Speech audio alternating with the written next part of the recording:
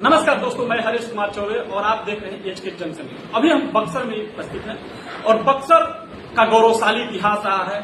बक्सर कहीं न कहीं विश्वामित्र भूमि के नाम से जाना जाता है और उसी बक्सर में जन्मी, उसी बक्सर में अपना जीवन यापन कर रही उषा दुबे जी हमारे साथ है, जो कि बक्सर के इतिहास के लिए लड़ाई लड़ती है, बक्सर के लोगों के लिए संघर्ष करती है। आज से कम 15-16 सालों से बक्सर के लिए कहीं न कहीं पल पल लड़ाई लड़ती है। साथ है, स्वागत है मैम आपका। सबसे पहले बताइए कि बक्सर के लिए आप तमाम दिनों से लड़ाई कर रहे हैं, बहुत दिनों से लड़ाई संघर्ष कर रहे हैं। महिला होकर के बक्सर के लिए संघर्ष करना कहीं ना कहीं बड़ी चीज है। कितना बाधाएं आती है आप? जब मैं अपना नौकरी छोड़कर जब मैं बक्सर आई थी तो मैं बक्सर की स्थिति देखी तो मुझे बक्सर में, पहले मैं बक्सर की बेटी हूँ तो बक्सर हमेशा गंगा जी नहाने के लिए मेरे चाचा कभी पापा कभी बड़े पापा लेकर जाते थे, देखते थे। लेकिन जब मैं बक्सर की स्थिति देखती थी तो मुझे भी लगता था कि बक्सर को बदला जाए, कैसे बदला जाए, बक्सर को कैसे अच्छा बनाया जाए, सुंदर बनाया जाए। तो मैं इस मुहिम में जुड़ गई और मैं मीडिया के माध्यम से हमेशा मैं बक्सर में, जैसे मैं कथकौली मैदान गई, हिरौली में जाती हूँ, मैं अहिल्याबाई मंदिर जो है, फिर ऐसे मैं बहुत सारे ऐसे जगहों पर चौसा में गई। मैं बहुत सारे मेरे बक्सर की ऐसे ऐतिहासिक जगह है जिसको कि हम लोग संजो सकते हैं, उसको अच्छे से बना सकते हैं, पर्यटन स्थल में उसको बदल सकते हैं और पर्यटन स्थल में बदलकर हम लोग इसको एक रिसोर्सेज भी हम लोग इसको में कर सकते हैं। सरकार को इसके लिए मैं बहुत दिनों से मैं विश्वामित्र जो पार्क है, इसके लिए मैं बहुत दिनों से मैं मीडिया के माध्यम से, अनेक मीडिया के माध्यम से मैं बोल चुकी हूँ। 2017 से मैं यह आवाज उठा रही हूँ, 2015 में भी मैं आवाज उठाई हूँ। बच्चों के मैं गाँव में जाती थी, जब मैं घूमती थी तो दयनीय स्थिति देखती थी कि बच्चे हमारे खेलने के लिए मैदान नहीं है, छोटे से खेत को अपने बनाकर उसमें खेल रहे हैं, फुटबॉल खेल रहे हैं, छोटे बच्चे नाली में खेल रहे हैं। तो मैं ये कितने दिन पहले मैं मांग की थी कि बच्चों को गाँव में जाने को बोलते थे, अगर आपकी इच्छा होगी तो मैं आप लोगों को, आपको मैं जमीन भी दे दूंगा, आप ये काम को करिए हमें। हाँ, खेल के मैदान बनाने के लिए गांव में, मैं गांव में कितने दिन पहले मांगती थी, गांव में हर पंचायत में एक खेल का मैदान होना चाहिए। देखिए, उषा दुबे जी है और कहीं न कहीं बक्सर के लिए संघर्ष कर रही है, बक्सर के लोगों के लिए, बक्सर के अगल बगल के इलाकों के लिए संघर्ष कर रही है। लेकिन एक बात होता है कि अगर किसी चीज की लड़ाई लड़नी होती है, अगर संघर्ष करना होता है तो बिहार में या किसी भी देश के किसी भी कोने में राजनीति का जो तख्ता है उसको लेना पड़ता है, पलटना पड़ता है, क्योंकि यहाँ तय करता है राजनीति की शिक्षा कैसा होना चाहिए, स्वास्थ्य कैसा होना चाहिए, तय राजनीति ही करता है। तो इन्होंने भी बक्सर की लड़ाई लड़ते लड़ते राजनीति में एंट्री की है और बक्सर में राजनीति में जब एंट्री की है तो अभी तुरंत विधानसभा चुनाव होने वाला है। बक्सर विधानसभा चुनाव की कहीं न कहीं तैयारी में है, भाजपा के नेता हैं, अभी भाजपा से शिक्षा प्रकोष्ठ की प्रवक्ता भी है। लेकिन चुनाव के विषय में क्या सोचती है नेता?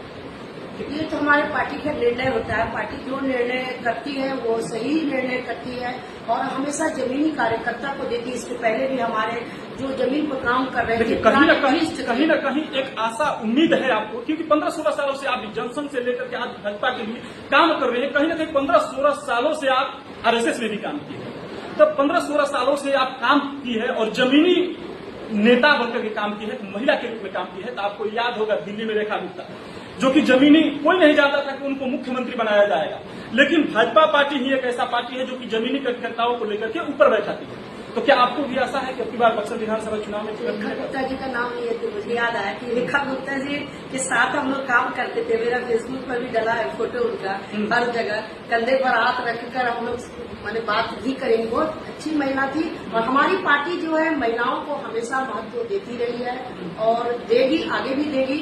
और जहाँ तक ये बक्सर की लड़ाई की बात है तो मैं शुरू से बक्सर की लड़ाई लड़ती रही हूँ और लड़ती हूँ। और मैं बक्सर की बता दूं आपकी कि मैं प्रथम ब्राह्मण महिला हूँ जो मैं बक्सर में घूमती थी, बक्सर में कुछ मुद्दे को लेकर घूमती थी, बक्सर को कैसे बदला जाए इसके लिए मैं घूमती थी।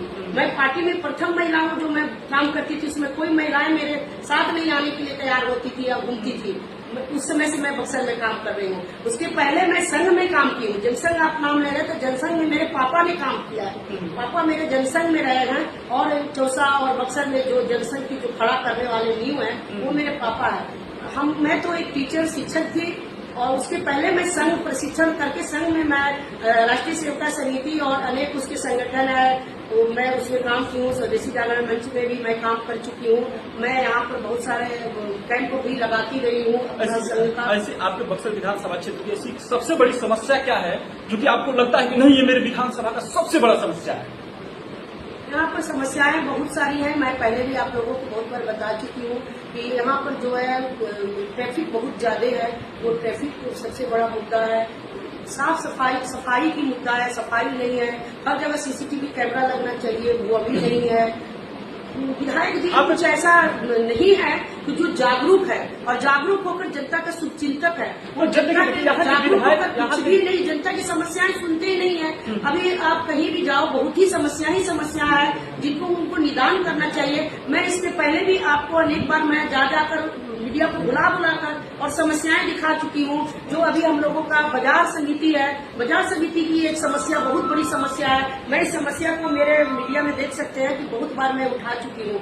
वो समस्या का समाधान सबसे जरूरी है। मैं विधायक जी से भी बोली हूँ उस समस्या का समाधान कीजिए, आज तक कोई समाधान नहीं कर पाया है। हमारा जब भाजपा का जब कोई यहाँ पर प्रत्याशी आएगा, विधायक बनेगा, तो इन सब समस्याओं को पहले समाधान करेगा। अच्छा, सबसे बड़ी बात है कि बक्सर पूरे बक्सर जिला में एनडीए का सूखड़ा साफ हो गया है। अब तो पिछले लोकसभा चुनाव से आपके सांसद भी यहाँ, जबकि सांसद का यह इतिहास रहा है कि यहाँ से नागमणि चौबे जीता करते थे, उसके बाद अश्विनी चौबे जीता करते थे, उसके बाद अब की बार बीजेपी सांसदी से भी हाथ धो दी। आखिर इसका कारण क्या है, मूल कारण क्या है? इस पर आप लोग गहन अध्ययन कर रहे हैं?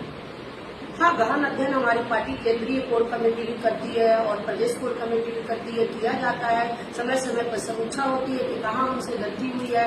कुछ न कहीं गलतियाँ होती हैं। क्या लगता है कि आपको टिकट देने में यहाँ गड़बड़ी हुई थी सांसद के चुनाव में? उसी तरह विधायक के चुनाव में भी आप लोग कहीं ऐसा ही भूल कर रहे हैं जो कि तमाम बार से आप लोगों को हार का टुकड़ा देखना पड़ रहा है?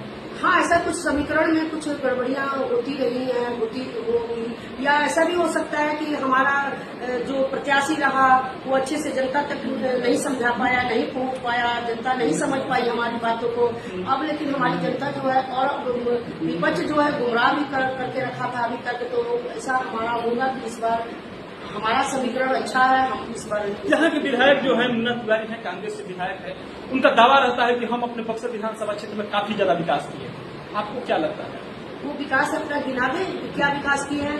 एक भी गिना दे। विकास में तो बार बार उनसे प्रश्न कर रही हूँ, एक भी विकास आज तक बताया कि क्या विकास किए हैं? जो भी हमारा विकास हुआ है वह हमारे केंद्र सरकार की जो भी रोड सड़क जो भी आपको दिख रहा है वह केंद्र सरकार की योजना पर हो रहा है। उनके वह कोई भी अभी तक जाकर और कोई भी बिल पास करवाकर अभी तक वो लाए हैं? कभी आप लोग सदन में बैठते हैं, सदन में सुने हैं कि योजना मांगे हो या लाए हो? हम यहाँ एक धार्मिक नगरी है, मैं इस धार्मिक नगरी के लिए भी कितने दिनों से जब मांग कर रही हूँ। जब शाहबाद महोत्सव हम लोग मनाए थे किला मैदान में हम ही लोग मनाए थे शाहबाद महोत्सव, उस समय भी वो मिले थे हमसे। उस समय भी बोले थे कि इसको अध्यात्म की नगरी घोषित करवाइए।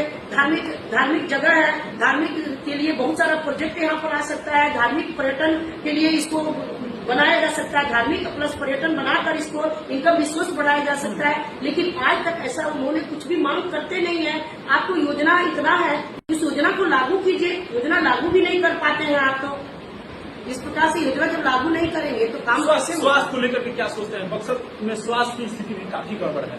हाँ, यहाँ स्वास्थ्य व्यवस्था थोड़ा सा चरमरा है। इसलिए कि हमेशा हम देखते हैं कि यहाँ के जो सरकारी सदर हॉस्पिटल है, यहाँ हमेशा कुछ न कुछ गड़बड़ियां देखने को मिल जाती है। गड़बड़ियां तो हर जगह कुछ न कुछ रहेगी, क्योंकि प्रशासन जो है या मंत्री जो है हर एक पर अंकुश लगाकर नहीं रख सकता है। लेकिन जो कर रहे हैं काम उनको सचेत होकर काम करना चाहिए। चेतन अवस्था में उनको होना चाहिए कि हम जो काम कर रहे हैं कैसे कर रहे हैं। अभी आप पीएमसीएच में सुने होंगे कि कितने डॉक्टरों को अभी हटाया गया, सस्पेंड किया गया, और इस प्रकार से हमारी जो है कड़ाई होते रहती है। आप इस संघर्ष के जीवन में बक्सर विधानसभा की जनता से क्या अपील करना चाहिए?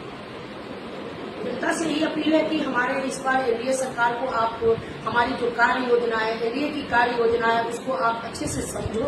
हमारी मोदी सरकार जो कार्य योजना चालू कर रहे हैं उसको अच्छे से समझो, और एनडीए की जो सरकार है उसको आप लाओ इस बार, तभी बक्सर का विकास होगा। बक्सर समस्याओं से जूझ रहा है, बक्सर के गांव, बक्सर की जनता, बक्सर के किसान, बक्सर की महिला, बक्सर के युवा कोई भी रोजगार नहीं आ रहा है, पलायन रुक नहीं रहा है। इस प्रकार से हमारी एनडीए सरकार है, इस पर वादा कर रही है कि बार बार कि पलायन रोका जाएगा, रोजगार बढ़ाया जाएगा बक्सर में, और बक्सर को एक बदला जाएगा, विकसित बक्सर बनाया जाएगा। बक्सर में पर्यटन को बढ़ावा मिलेगा, बक्सर अध्यात्म बनेगा, धार्मिक स्थल की नगरी बनेगी। इस प्रकार एनडीए की सरकार आएगी तभी ये संभव है। जो अभी के विधायक है वह कोई भी योजना को लागू नहीं कर पाते हैं, कोई काम नहीं कर पाते हैं, कहीं भी जनता के बीच में नहीं जा पाते हैं, जनता के शुभचिंतक नहीं बने हुए हैं, जनता की समस्याओं को सुनते तक नहीं है। दूर करना तो दूर की बात है। देखिए, हमारे साथ उषा दुबे जी थी, जो कि अपने संघर्ष की कहानी बताई कि हमको कितना संघर्ष बक्सर के लिए करना पड़ा है, और तमाम दिनों से यानी 15-16 सालों से बक्सर के लिए संघर्ष कर रही है। बक्सर के गौरवशाली इतिहास लौटाने के लिए संघर्ष कर रही है, बक्सर के लोगों के लिए संघर्ष कर रही है, बक्सर की महिलाओं के लिए संघर्ष कर रही है। अंतिम सवाल होगा मैडम, आप जब बक्सर के महिलाओं के लिए संघर्ष करती है, आप जिस उम्र में राजनीति में एंट्री की होंगी उस समय महिलाओं को कितना परेशानी होती है? उस समय मैं आपको बताई, लेकिन बक्सर की मैं प्रथम महिला रही हूँ। जैसे यहाँ राजनीति में कोई उस समय महिला नहीं थी, तो महिलाओं को पहले संघर्ष करना पड़ता था। जब घर से महिलाएं निकलती हैं तो अनेक उनको समस्याएं से घर परिवार समाज। मैं जो महिलाओं का आप जो प्रश्न किए हैं कि महिलाओं को बहुत सारी समस्याएं हैं, कि समस्याएं तो महिलाओं की होती है जब घर से निकलती हैं, या नौकरी के लिए निकले, या सामाजिक काम के लिए निकले, या राजनीति के लिए निकले। लेकिन मैं कॉलेज से ही ये लड़ाई लड़ रही थी। कॉलेज में ही मैं अनेक आंदोलन करती रही थी, समस्याएं के लिए लड़ती रही थी।